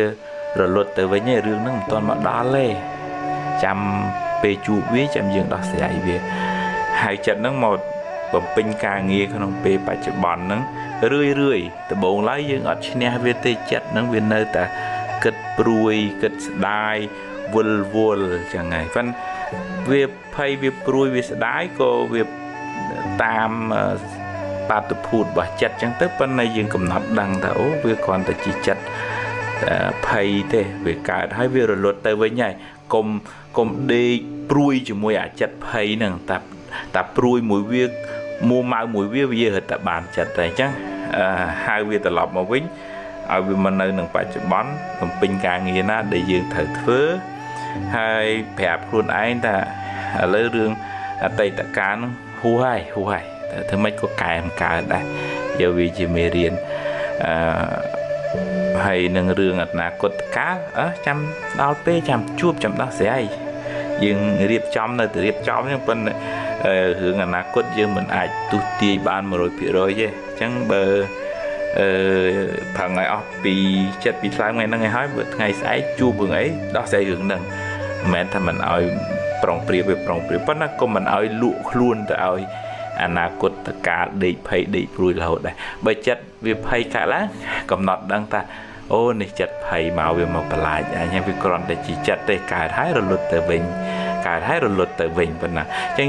យើងអត់ខ្លាយទៅជាជនរងគ្រោះរបស់ចិត្តភ័យនឹងយើងខ្លាយទៅជាប៉ូលីសតាមមើលចិត្តភ័យនឹងវិញវានៅតែមកហ្នឹងយើងមិនអាចយកឈ្នះវាភ្លាមបានទេវាត្រូវការពេលវេលាអប់រំកាយវិចារចិត្តញ៉ាំគេងឲ្យបានត្រឹមត្រូវសម្រានឲ្យបានស្រួលបួលព្រោះពេលវេលាសម្រានហ្នឹងក៏មានឥទ្ធិពលខ្លាំងមកលើផ្លូវចិត្តរបស់យើងដែរហើយនឹងសារដកដង្ហើមធ្វើសមាធិស្ដាប់ធម៌ហាត់ប្រាណហើយនឹងចូលទៅក្នុងព្រៃធម្មជាតិទៅកុំឲ្យនៅស្មុកអាហ្នឹងវាស្រឡាញ់មនុស្សណាដែលចូលស្មុកហ្នឹងវាចូលចិត្តមនុស្សហ្នឹងអញ្ចឹងមានឱកាសប្រស្រ័យតាក់ទងជាមួយមនុស្សដែលជាកល្យាណមិត្តក៏អាចជួយយើងហើយបើពិបាកខ្លាំងត្រូវទៅជួបពេទ្យដើម្បីជួយមានថ្នាំអីចឹងយើងរក្សាសុខភាពផ្លូវកាយផ្លូវចិត្តផងហ ហើយរៀនមិនជាជនរងគ្រោះរបស់ចិត្តភ័យព្រួយហ្នឹងឯងអាហ្នឹងយើងអាចធូរស្រាលតិចម្ដង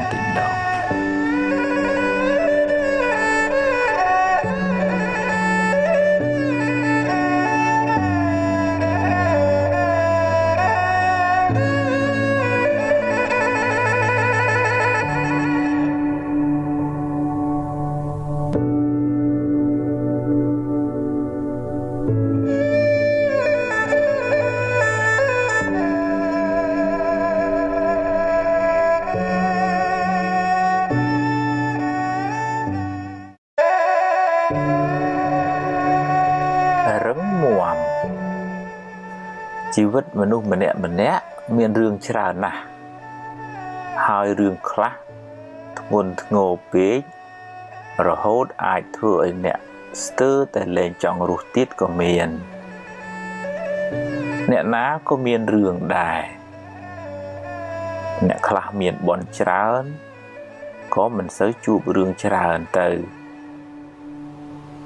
ចំណែកឯអ្នកខ្លះសាងកម្មមិនសូវល្អច្រើនក៏ជួបតែរឿងអកុសលបន្តកន្ទុយគ្នាមិនចេះចាប់មិនចេះហើយជីវិតតែងជួបរឿងល្អខ្លះមិនល្អខ្លះជារឿងធម្មតាកុំកើតទុកពេកអីបើជួបរឿងល្អទទួលយកទៅតែកុំជួបពេកអីហើយបើជួបរឿងមិនល្អប្រឹងដោះស្រាយទៅបើដោះបានប៉ុណ្ណាក៏យកប៉ុណ្ណឹងទៅកុំមួម៉ៅក្តៅក្រហាយអីយើងគ្មានសមត្ថភាពទូលផែនដីម្នាក់ឯងបានទេត្រូវចេះរៀនសម្រាលទុកចេញពីខ្លួនឯងខ្លះទៅកុំបណ្ដែតបណ្ដោយឲ្យរឿងរ៉ាវជិះជាន់អ្នកខ្លាំងពេករឿងមិនល្អជាផលនៃបាបចាស់រីឯភាពមួម៉ៅក្តៅក្រហាយជាបាបថ្មីដែលធ្វើឲ្យអ្នករឹងរឹតតែក្តៅក្រហាយរឹងរឹតតែកើតទុក្ខបន្ថែមទ្រាំទៅថ្ងៃមិនចេះតែក្តៅរហូតទេគង់នឹងជ្រេទៅភ្លើងក៏មិនចេះតែឆេះរហូតដែរគង់តែនឹងរលត់ទៅយប់ក៏មិនចេះតែងងឹតរហូតដែរគង់តែមានថ្ងៃរះពេលព្រឹកឡើងជីវិតមិនចេះតែជួបរឿងអាក្រក់រហូតទេគង់តែមានការប្រសើរឡើងបើអ្នកមិនទាន់អស់សង្ឃឹមងើបឡើងតស៊ូឡើងវិញហើយសាងអនាគតជាថ្មី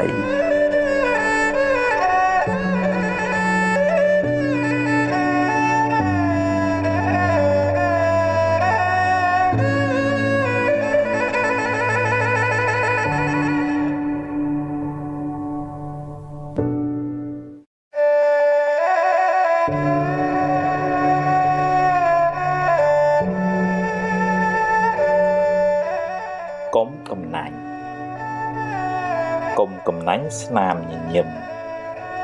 កុំកំណាញ់ពាក្យលើកទឹកចិត្តពេលគេធ្វើបានល្អគ្មានអស់ប្រាក់ទេ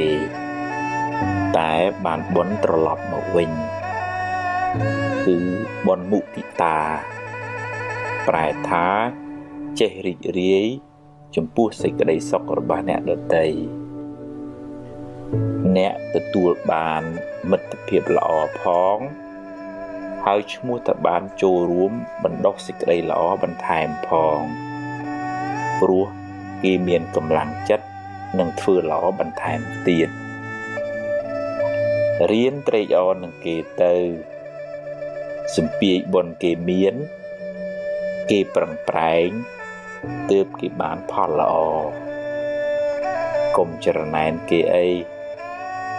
មិនបានអីមកយើងទេបានតែក្តៅក្រហាយឥតប្រយោជន៍ រៀនផ្ដល់សេចក្តីសុខដល់អ្នកដទៃដោយសន្តាននៃចិត្តល្អបរិសុទ្ធរៀនជួយគេដោយចិត្តករុណាអ្នកមានចិត្តបន់ច្រើនសប្បាយចិត្តក៏ច្រើនមនុស្សក៏ចូលចិត្តទេវតាក៏តាមថែរក្សា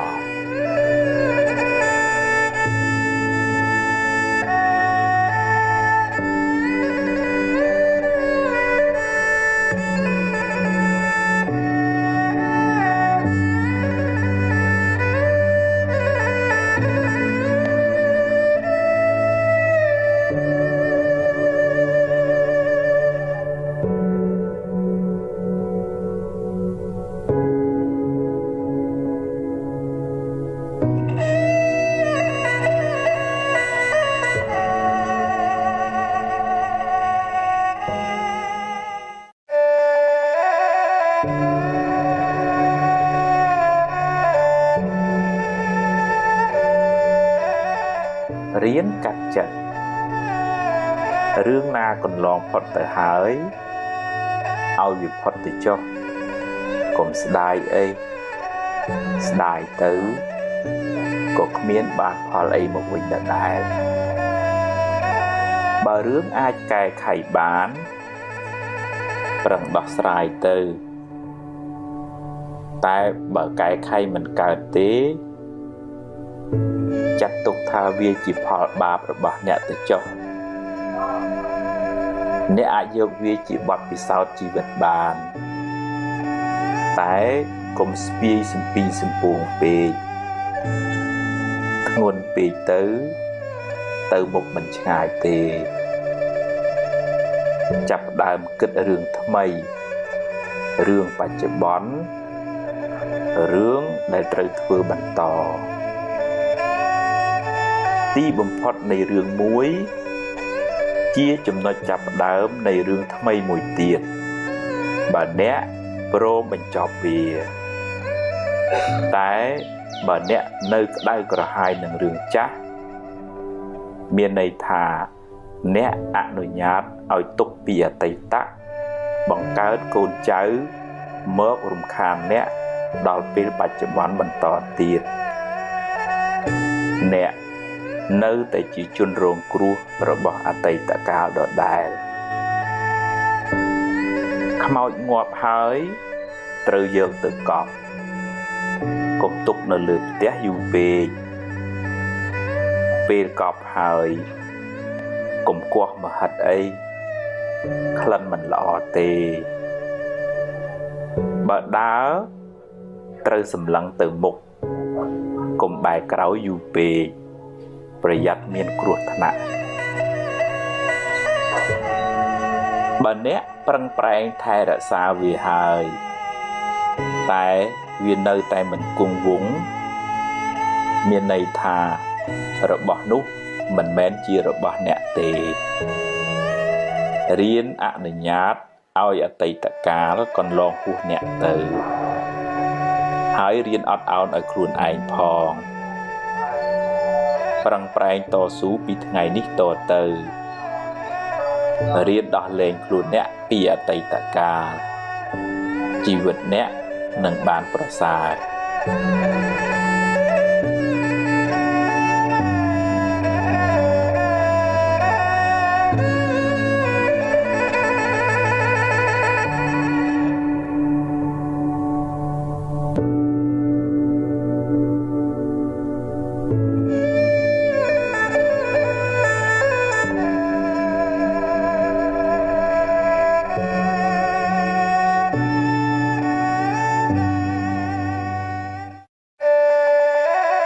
ព្យាបាលរោគចំណែនពេលឃើញគេបានជោគជ័យទម្លាប់អបអរសាទរគេទៅកុំចំណែនអីចំណែនទៅគ្មានបានអីមកយើងផងបានតែក្តៅក្រហាយចិត្តឥតប្រយោជន៍ហើយបើគេដឹងគេស្អប់ទៀតគេប្រឹងគេចេះគេមានបុណ្យទើបគេបាន បើយើងអត់យើងប្រឹងទៅមិនមែនត្រឹមតែត្រេកអរទេតែទម្លាប់ទៅនិយាយលើកទឹកចិត្តពេលគេធ្វើបានល្អចិត្តអ្នកក៏ត្រជាក់បុណ្យក៏បានមិត្តភាពក៏ល្អតែបើគេបានដោយទុច្ចរិតយើងគួរសង្វេគអាណិតថាគេបានសាងបាបកម្មថ្ងៃណាមួយគេនឹងទទួលផលកម្មនោះវិញមិនខានយើងមិនត្រេកអរជាមួយគេទេ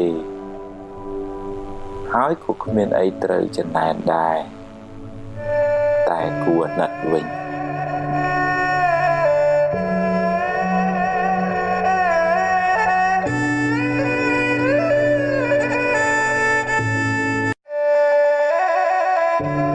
មនុស្សចិត្តល្អ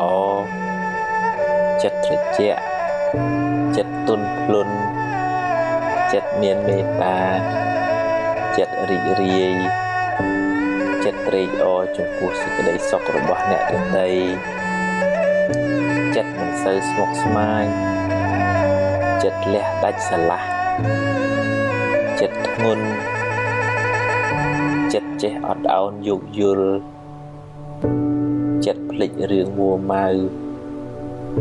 ចិត្តចងចាំរឿងល្អរឿងបុណ្យកុសលចិត្តក្លាហានហ៊ានទទួលរឿងល្អក្តីមិនល្អក្តីចិត្តតស៊ូចិត្តព្យាយាមចិត្តមិនចុះចាញ់ចំពោះឧបសគ្គចិត្តមានក្តីសង្ឃឹមចិត្តមិនប្រកាន់ហួងហែងខ្លាំងចិត្តហ៊ានទទួលស្គាល់ការពិតនៃជីវិតចិត្តមិនសូវព្រួយបារម្ភចិត្តមិនសូវមានទុក្ខកង្វល់បើធ្វើចិត្តដូច្នេះបានអ្នកនឹងបានសេចក្តីសុខច្រើន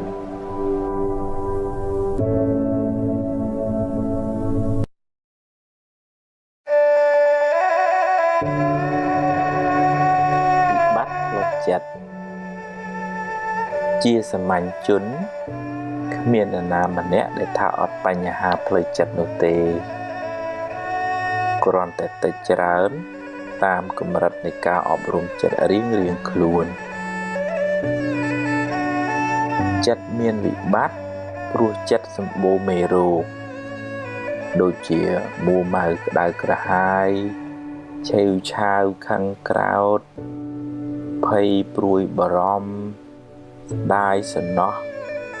គិតច្រើនស្មុគស្មាញមិនដាច់ស្រេចជាប់ជំពាក់ហួងហែងច្រើនចំណែនឈ្នាននេះលោភលន់ហួសហេតុជាដើមបើមិនទាន់ឈឺខ្លាំងទេត្រូវចាប់ផ្ដើមព្យាបាលបណ្ដើរទៅរៀនកាត់បន្ថយរៀនលះបន្តិចម្ដងដោយស្មារតីដាស់តឿនខ្លួនឯងរឿយគ្មានព្រះអង្គព្រះអិនណាមកជួយយើងបានទេតែបើធ្ងន់ធ្ងរហើយត្រូវមានពេលសម្រាកពីការងារខ្លះដើម្បីលំហែកាយលំហែចិត្តឲ្យបានស្រួលគេងឲ្យបានគ្រប់គ្រាន់នៅក្បែរមនុស្សល្អស្ដាប់រឿងល្អមើលសៀវភៅអប់រំចិត្តជួបជាមួយគ្រូពេទ្យចិត្តសាស្ត្រពិសាថ្នាំតាមវិជ្ជបញ្ជាស្ដាប់ឱវាទពីព្រះសង្ឃហើយរៀនបន្ធូរបន្ថយភាពតានតឹងរៀនព្រមតាមរឿងដែលកើតឡើងរៀនសម្រួលអារម្មណ៍អ្វីមិនចេះតែបានដូចចិត្តគ្រប់រឿងទេរៀនភ្លេចរឿងដែលហួសទៅហើយរៀនញញឹមរស់រាយ រៀនផ្ដល់សេចក្តីស្រឡាញ់ឲ្យខ្លួនឯងនិងអ្នកដទៃជុំវិញខ្លួនរៀនលើកលែងទោសរៀនធ្វើចិត្តឲ្យស្ងប់ឲ្យនឹងនររៀនធ្វើសមាធិជាយាមតាមដានចិត្តអ្នកជានិច្ចកាលបើវាវិលវល់ស្មុគស្មាញក៏ឲ្យវាស្មុគទៅចោះតែយើងមានតួនាទីមួយគឺមើលវាតាមដានវាហើយទាញវាត្រឡប់មកវិញទាញវាបានញយកុំបណ្ដោយឲ្យចិត្តជិះជាន់អ្នកឡើយអ្នកត្រូវរៀនធ្វើជាម្ចាស់ចិត្តវិញឈឺយូរហើយដាក់ថ្នាំមួយគ្រាប់មិនជាទេត្រូវព្យាយាមដោយការជឿជាក់ក្នុងចិត្តថាយើងអាចព្យាបាលចិត្តយើងបានការងារសំខាន់ជាងគេក្នុងជីវិតយើងម្នាក់គឺការរក្សាចិត្តឲ្យបានល្អបើមិនដូច្នោះទេអ្នកនឹងរស់រងទុក្ខដល់ថ្ងៃស្លាប់មិនខាន